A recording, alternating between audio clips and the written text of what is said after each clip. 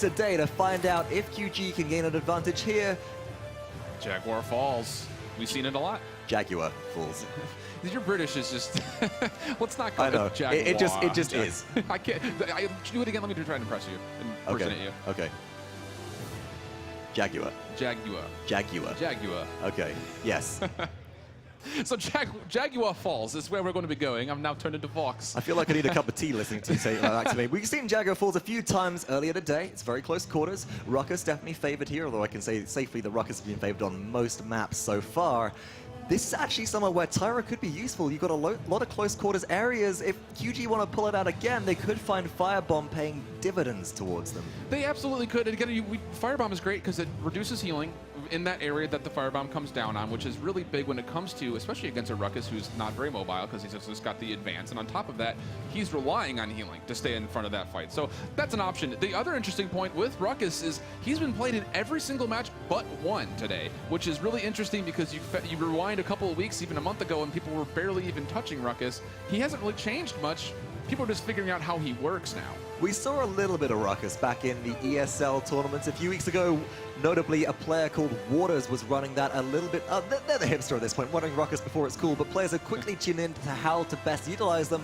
Will Ruckus go to either team at this point? It didn't work out for QG, but it certainly did for Matchpoint. The draft is ready. Let's take a look and find out who is going to get their priority pick first up. Team QG, what are they going into? I have to imagine, I was going to say they have to establish their front line. They've done such a good job with Makoa, but, you know, Knight, we saw him play very, very impressively on the Cassie, so I actually really like going for the establishment and getting Knight something that he feels comfortable on and can pull out an impact, but again, that leaves Fernando Makoa alive. But this means that Matchpoint won't be going into Ruckus unless they draft 3 frontliners, which leaves them vulnerable to a lot of Wrecker pickups and a lot of damage from champions like Drogoz. That one-shot potential against these high health pools is so valuable. How will QG respond?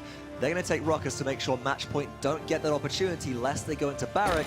Maldamba too. QG sitting on a very strong draft so far, but they will have a vulnerable front line. Yeah, and the interesting thing is I'm looking at Team QG and I'm starting to do the whole thinking is, do they possibly like to continue to go double front line and pick up a Barrack along with the Ruckus? Because right now Ruckus is in a very vulnerable spot to those hooks. I mean, it's just going to be very devastating for him to stay on point and feel safe. Cassie can close distance to help secure a little bit of damage, and of course the disengage, her right click, will help push people away. But it's just going to be interesting to see if they decide to go that way. Androxus and Ying, though, were picked up for Matchpoint, which again establishes that damage and support. Oh, not a Barrack that we might have been expecting. Oh boy, it's Grover. Praise be to the Church of Grover. Pretty hair, I know you're in the audience somewhere. I hope you're happy. This means double support for QG, banking on survivability and sustain to keep their Ruckus alive. But I would have honestly liked to see the Barrack more, because who on Matchpoint is going to be able to shred through shields? I mean, the thing about it is they don't even have to worry about shedding through shields now. They can all invest straight into Cauterize and start taking away all of that healing. Again, Cauterize is that anti-heal card, and with, again, Maldamba and Grover being the 2 supports, I guess I'm kind of scratching my head a little bit as far as where Team QG thinks they're going to get their value from. They have good damage. Cassie Shaolin can provide a lot of output very quickly. The big key here is if they do not have a front line to set up that Shaolin or Cassie, they're going to have a very tough game. Well, again, unlike Matchpoint, who have drafted Drogoz as their last pick, Team QG have no source of area damage in their lineup besides Maldamba's Gourd at this point and Cassie's Blast Shot, which we can negate that at this point. Matchpoint, as you said, it's simple. They go Haven, they go Cauterize. It's game Grover for Grover. I mean, it's going to be very difficult. The key here, and this is what we need to keep in mind, is those items get online late game and they become that much more impactful. If Team QG can find a way to get themselves established early, if they can possibly find a way to go 2-0 on Jaguar Falls here, I really think that they do have a shot to maybe put a little bit of pressure on Matchpoint, get that early net worth in their favor, and see what happens. Well, I can certainly appreciate that. Maybe Snowball is the name of the game as we do transition into Jaguar Falls. 3rd game up in this set. Team QG on the left-hand side, headed by Mikasa on Shaolin. Spyra picks up Grover Masalu. Lu on Maldumba. Yi will be playing Ruckus, and Knight rounding out the draft as Cassie. And for the North American favorites in Matchpoint, Smidgen on the Makoa, Cuss Cutie will be playing Ying, Stolzy on Androxus, Wardoom, rocking the Fernando, and Doseups will be headed up with the thrust to the skies, playing Drogos. Look at this positioning right now coming out of Mikasa. They're very apprehensive. All of QG are holding back, waiting for Matchpoint to make a move. And whilst I like this defensive playstyle because it doesn't allow them to get pincered, look at the capture rate. It's 36% and climbing. Halfway there is going to be given completely free to Matchpoint. And now Team QG have a great deal of pressure on them to force their way in. Can they find an opening? No, Stolzy picks up first blood, but he's going to be in a very vulnerable spot. Oh, the dragon spin, the fire spin pushing everybody out of his way. In fact, the big key here is 84% already. No one from QG has even looked at the point, let alone set a foot on it. Now they're finally getting there. And again, you can see the repulsor field coming online is going to give that AoE shielding to a number of their players, getting the damage reduction. But still, there are too many big bodies, and the pull and the peel is very strong. Cuss getting a completion on the kill. And now we're going to see Stolzy take out Knight, advance towards the objective. Needs one more shot into Grover. Wait a second. Stolzy was just outboxed by a Grover, but regardless, I feel like it doesn't matter. He's missing every shot right now on Androxus as well, but it doesn't matter because Smidgen is picking up the dead weight of their #1 teammate. Cleans up 2, and the capture rolls through for Matchpoint 1-0. And that's just, again, comes down to, I understand what QG was trying to do. Be patient, see if they're going to flank, try to get the jump on them, but you don't have the double front line. You don't have the big bodies up front. It's very difficult to break that. Matchpoint electing to go straight for that point, getting that early capture. Now Ruckus in a really bad spot thanks to that pull from Up goes Stolzy, a cursed arm from the air, drops damage onto Grover, who has been a great deal of trouble. Killing spree for Stolzy. They miss the reversal return damage, but can they find the last shot onto Maldumba? They do. Looking for another pickup. Cassie is the one they're going to focus on. Double kill for Stolzy. Knight shut down on a rampage is the monster. He's found his aim again, and Matchpoint are barreling down the highway towards conversion. It just took a second, shrug the shoulders a little bit. Dragon Punch coming out though, looking to again zit that zone up. It doesn't matter who he takes out as long as they get the odd man situation. He does find the Grover, so not a lot of healing coming out of that little sustained 20 per second, but things going very well again. You hear the Immortal in the background, but so much damage coming out on top of every character on QG. They're not able to stay on top of this payload. And Master Lu has just got that Dread Serpent up. That might have bought enough time for a defense. The Dreadjagger comes through. Wardoom throws out a fireball. Doseups is in trouble, but the rest of the team is here to rally behind them. And Matchpoint push it through. 3 minutes, 25 seconds into game number 3, and they're 2 up already. And this is not what you want to see if you're Team QG. All 5 players have a higher net worth, allowing them to invest straight up into those itemizations that are going to counter out the team comp for Team QG. And you can see it. There are 4 cauterizes on board, 3 Havens. So again, investing more into that cauterize. 2 of them have it at level 2 already. Well, that will be 3 of them, as Stolzy has just selected to go into level 2 as well. 60% healing reduction to any champion hit by those 3 champions' weapon attacks. If you're playing Ying, you can kind of spin around in a circle and just fire it and apply it onto everybody. Team QG, I feel like they've got to be more aggressive in their approach this time. They can't hold back as much. Yeah, you cannot fall further behind than you already are. The problem is they're already fighting from underneath all of this incredible itemization that's coming out from Matchpoint, so it's that much harder.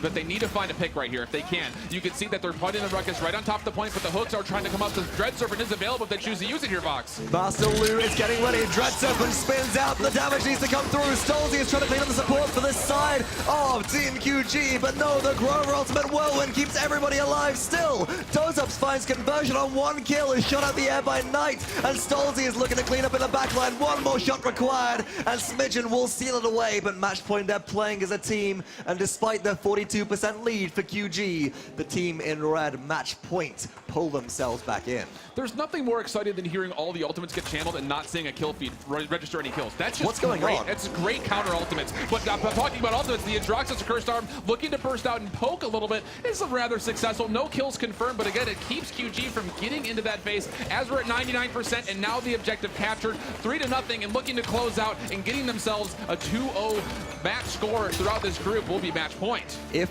Team QG need or want to defend here, they're going to have to make a stand sooner rather than later. They cannot allow the payload to barrel down the highway as it did previously. They've got to stall it out in this spawn point choke. But everybody in QG QG is split up. Stolzy's looking for picks here. Reversal is up, absorbing damage. Doesn't throw any back. Nobody fed it, so great awareness from QG. But still, Cuss Cutie is ready. Up in the air. Doze Up is ready. He's looking for a kill on the backside. Finds one. And QG crumble before the Dragon's Fury. Yeah, that's another good pick on the Grover. Again, getting that healing just off the board. Don't even worry about it. No sweat, no worries. A minute 43 left on the clock. And again, this payload is just moving and trucking its way up the hill and looking to close this out in about 6 minutes. That's a Shaolin back here. Stolzy has spotted out Mikasa. Elects to nether step away because how is this Shaolin going to close the gap? It's a 5v4 in favor of Matchpoint, but actually Stolzy is waiting for the opportunity. Hold that thought though. Hexaburg comes through.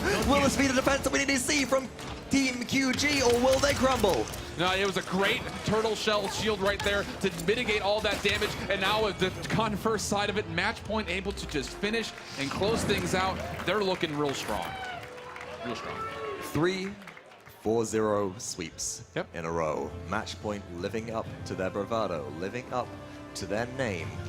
Absolutely unstoppable so far. They are yet to meet any form of opposition. And with District 69 being their final opponent today, I'm wondering if they're actually going to at all. Well, the big thing, it's just so hard to gauge. We're going to get a good look at District 69 as they come up to finish off Black Dragon's Day, who this will be their third match. But the big thing as we look forward is, what can we base on what we've seen so far from Matchpoint and what we've seen so far from District 69?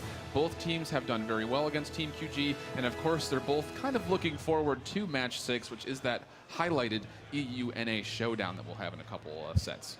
I feel like they're going to be testing the water there, to say the least. But Matchpoint, they were a little bit of smiles and glee. Now straight back to business, just getting talking. What worked, what didn't, how are we feeling about that, and how can we proceed going in? Of course, facing QG and then preparing for District 69. We can't forget District 69 are a completely different breed, being prior land champions, having beaten out, in fact, the team which beat out the old Matchpoint team, and that's going to get confusing, which was Warpath Gaming at DreamHack Summer. And as a result, they want to be collecting their thoughts and making sure they don't get too overconfident. There is this posturing, there is this bravado, but at a core, they are very sure of what they know, and they know their limits. Yeah, absolutely. And to wrap up the day, that's the last match for Team QG. We'll see how they fared in this last matchup.